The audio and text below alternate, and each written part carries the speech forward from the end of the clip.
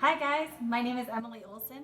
Today I'm going to show you some of my techniques for painting fur in watercolor. In this case, light colored golden retriever puppy fur. I hope you enjoy. Okay, I'm going to go ahead and get started. I usually go ahead and wet my paper first. When I'm painting a really fuzzy puppy like this golden retriever, I want to have a really soft start. So I'm just going to wet the area.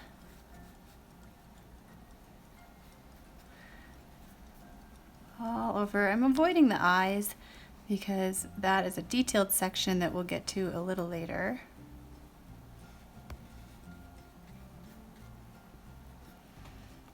I did pencil this on ever so lightly before I started.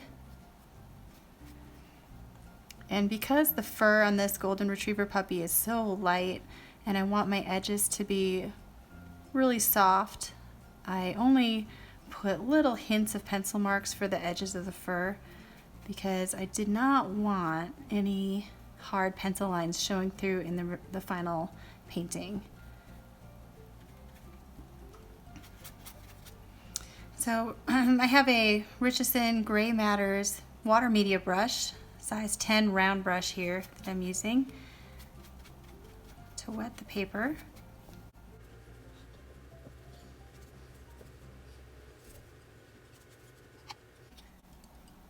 And I'm actually going to extend the water even a little bit further than the edges of where the fur is going to go, and you'll see why in a second.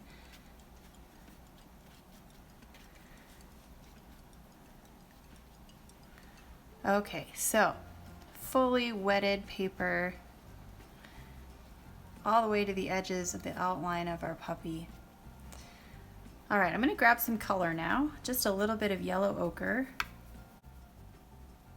Mix it on my palette with a little bit of water, making sure it's not too pigmented. We're just going to dab some of that into the ears.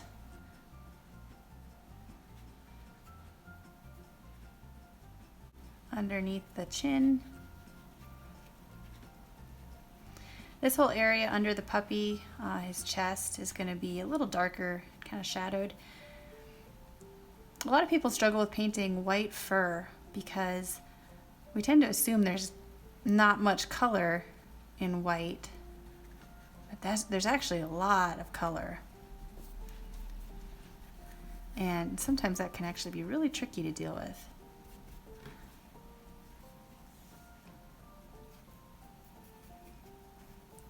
Of course, a golden retriever is not usually true white. It's kind of a yellowish color.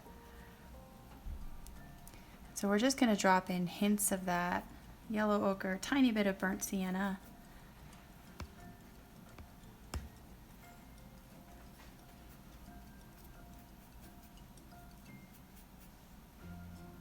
While the paper is wet, I have to work quickly. Watercolor is it's really all about timing. And for a lot of people that can be a scary thing, but like anything else, if you just practice and experiment a lot, it starts to become intuitive and you'll figure it out. Just like any other skill, it just takes practice and time.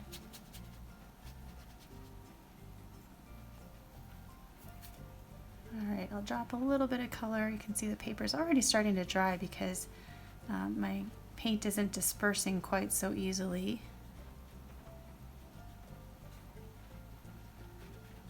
I just like to start with a really light wash, kind of showing myself where all the colors are going to go.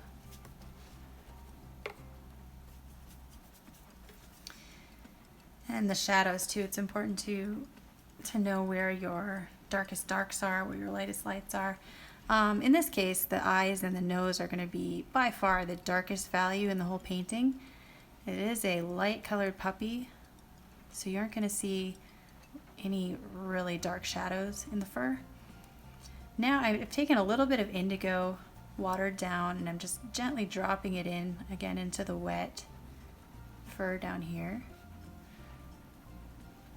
I love Daniel Smith's indigo. It's one of my go-to paints. I think I use it on every single painting I do.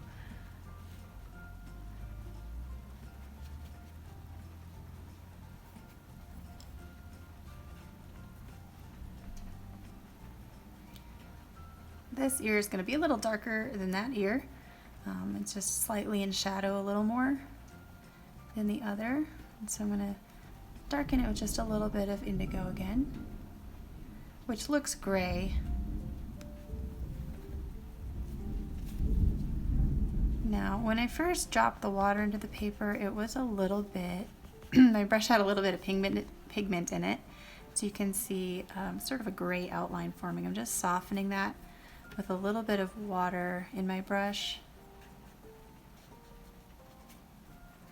Just softening those edges. If your paint dries with a really hard edge, it's fortunate to know that if you have good paper, you can usually go back in and soften that edge with just a little bit of light brushing with a damp, clean brush. I'm not going to be too pedantic about this. This is a very fluffy puppy, so if the edges are a little bit fluffy, that's okay. We want that.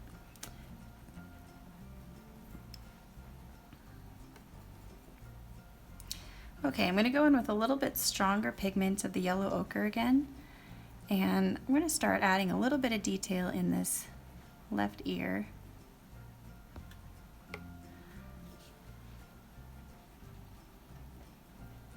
Again, just some light washes of color, not getting specific with any kind of fur yet. We'll get to that.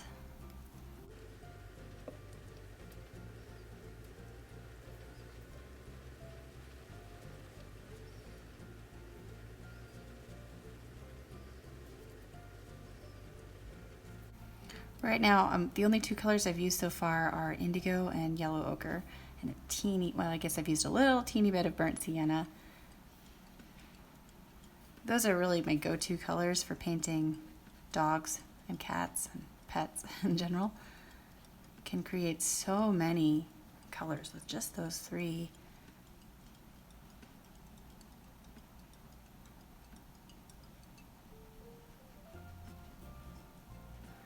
This area between the eyes is usually a little bit darker as it's kind of inset in the skull of the animal. So we want to ever so slightly darken that, which creates the effect of the area between the eyes being a little bit deeper, a little sunken in.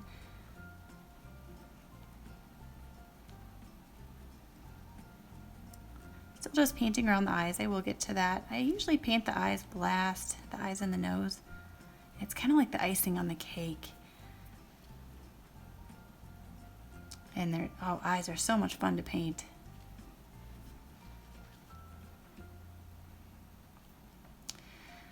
One of the trickiest things about watercolor is just getting a feel for the water to pigment ratio. And I think once you start to figure that out, it just gets so much easier. You'll notice I'm using a paper towel and doing a lot of blotting. If I feel like I have too much water in my brush and the paint's just going to get away from me, I blot a little bit on the paper towel. That is a necessary accessory when you're painting with watercolor.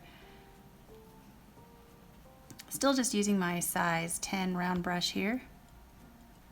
It's amazing what kind of detail you can get with this point.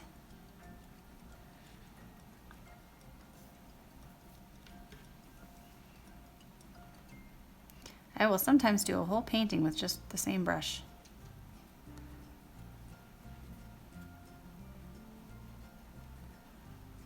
One thing I love about watercolor is the cleanup is so easy. Just rinse your brush and you're done. All my oil painting friends will sometimes spend hours cleaning their brushes at the end of a painting session, and I just laugh. I don't have to do that.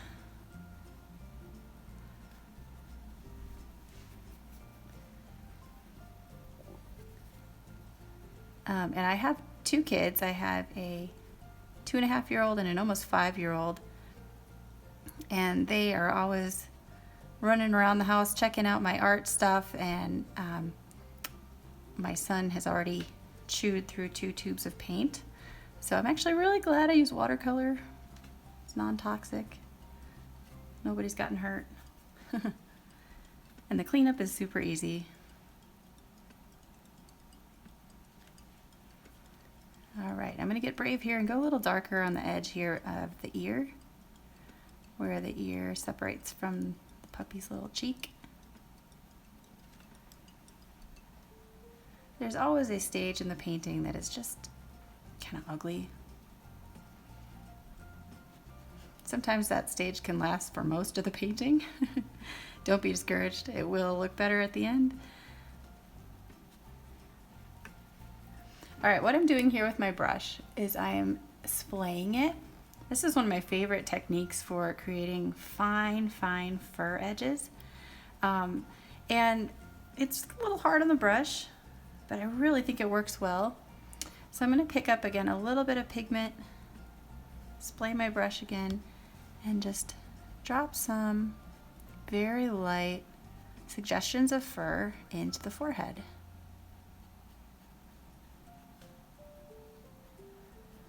This is something you can do over and over on the painting, starting with very light layers and then getting darker as you go, and it creates this layered effect of fur on top of fur, which is exactly how fur is.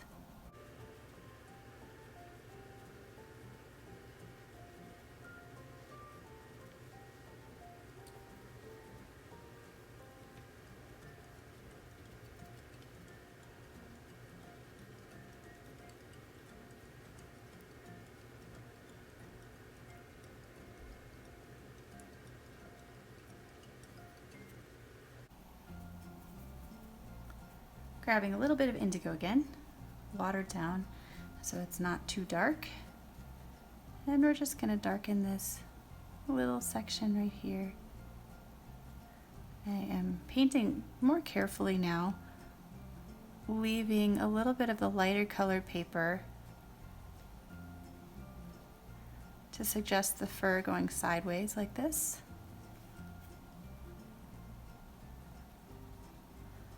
I do splay my brush a lot, I've noticed. That's one of my go-to techniques here.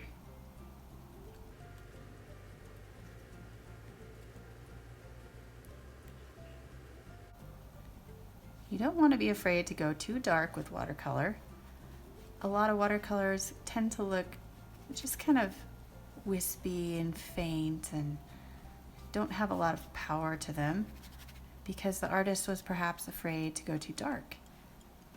I say don't be afraid to go too dark, just make sure you don't go too dark too soon.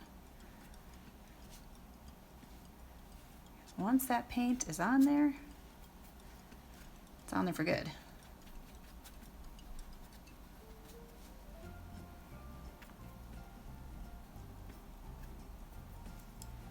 All right, I'm introducing a new color here. This is Holbein's turquoise blue, and it's a beautiful bright blue, kind of a sky blue that looks amazing in white fur, especially in the cool shadows.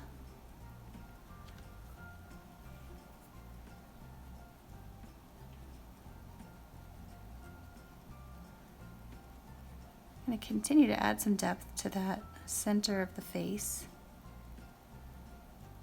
Start to bring some of those cools down through the center of the muzzle. And I'm even going to go ahead and lightly paint the nose and the mouth so we can see where those darks are going to be.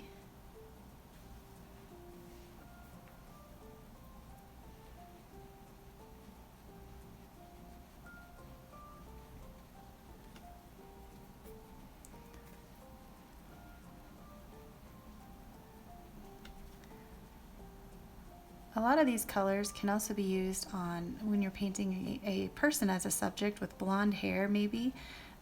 Blonde hair is not just light white or yellow. There's usually a lot of blues and greens mixed in there.